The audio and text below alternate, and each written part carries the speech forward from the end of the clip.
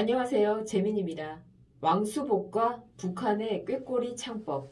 북한 예술단이 2018년 겨울 평창 동계올림픽을 축하하기 위해 남으로 왔습니다. 현송월 단장이 이끄는 삼지연 관현악단은 2018년 2월 8일에는 강릉 아트센터에서 2월 11일에는 국립극장에서 공연하였습니다. 두 번의 공연은 비슷하였습니다. 우리가 잘 아는 북한 가요 반갑습니다에서 시작하여 여자 단원들이 북한 노래뿐 아니라 나만의 노래도 불렀습니다.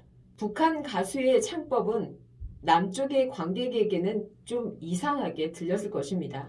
북한의 여자 가수들은 두성의 벨칸토 창법에 비음의 가성을 듬뿍 섞어 맑고 높은 음성으로 노래 불렀습니다. 북한의 노래뿐 아니라 나만의 가요도 그녀들은 북한식으로 불렀습니다. 김옥주와 송영은 이선희의 제2에게를, 김옥주는 왁스의 여정을 불렀는데 창법은 북한식이었습니다.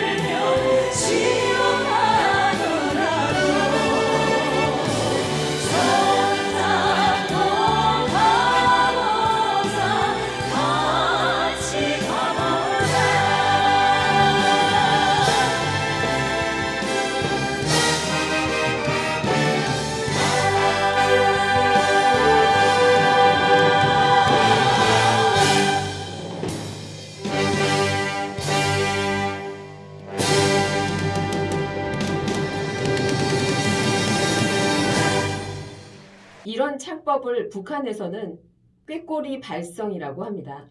꾀꼬리 발성은 왕수복으로부터 시작합니다. 왕수복은 평양 기생권번에서 김밀화주에게 서도소리를 배웠습니다. 국가무형문화재 제29호 서도소리 예능보유자 장학선도 김밀화주의 제자입니다. 왕수복은 1933년 유행 가수로 데뷔하여 커다란 인기를 누렸는데 돌연 일본으로 건너가 성악을 배웁니다. 국악인이 유행가요를 부르다가 성악을 배운 것은 특이한 경우입니다. 이것이 훗날 북한 가요 창법의 모태가 됩니다. 왕수복은 1936년에 동경음악학교에 입학하였고 그 뒤로 일본과 조선에서 가수로 활약하였습니다. 왕수복은 소설가 이효석의 연인이었습니다.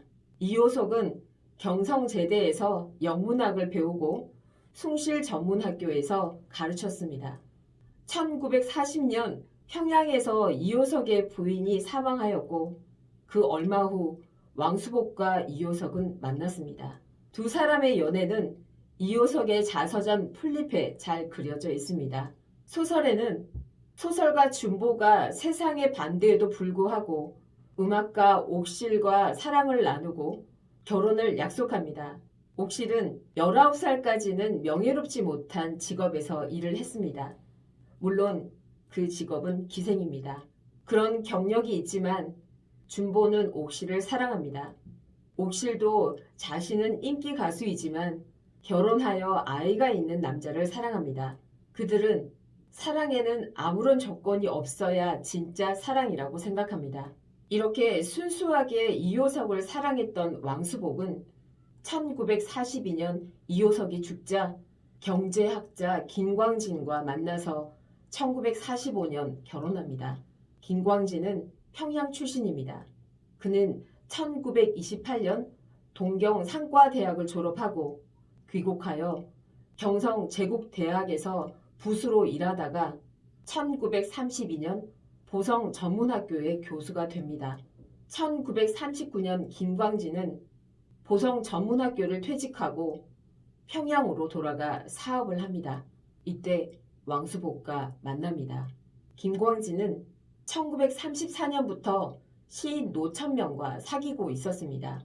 김광진은 연극을 보러 갔다가 배우로 출연한 시인 노천명과 만나 교제를 시작하였습니다. 극예술연구회는 1934년 12월 7일에서 8일에 경성 공회당에서 앵화원을 상영했습니다. 당시 조선중앙일보 기자였던 노천명이 이 연극에 출연한 것입니다. 김광진은 이미 아내가 있었습니다. 1939년 2월 문장 창간호에는 유진호의 소설 이혼이 실렸는데 그것은 김광진과 노천명의 연애를 그린 것입니다. 소설이 발표된 후 노천명과 절친했던 모윤숙, 최정희 등이 유진호를 찾아가 항의하는 소동을 벌였다고 하니 이 사건과 김광진의 사직 사이에 모종의 관계가 있었을 것입니다.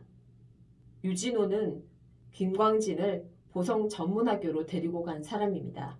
김광진은 1946년 북한 김일성 종합대학 교수가 되었습니다. 그는 정치활동도 펼쳤습니다.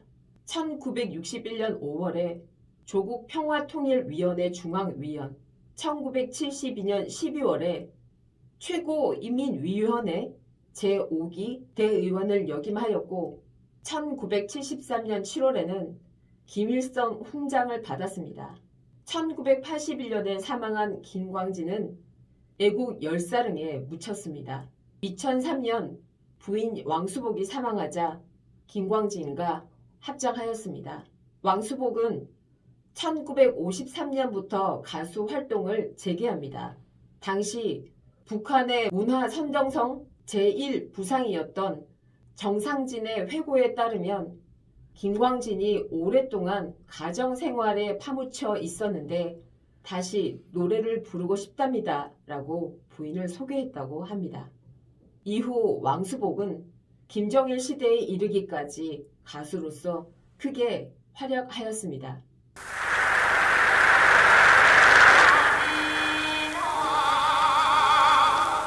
В Советской филармонии Ван Субок в сопровождении народных инструментов исполнила песню о грушевом цвете.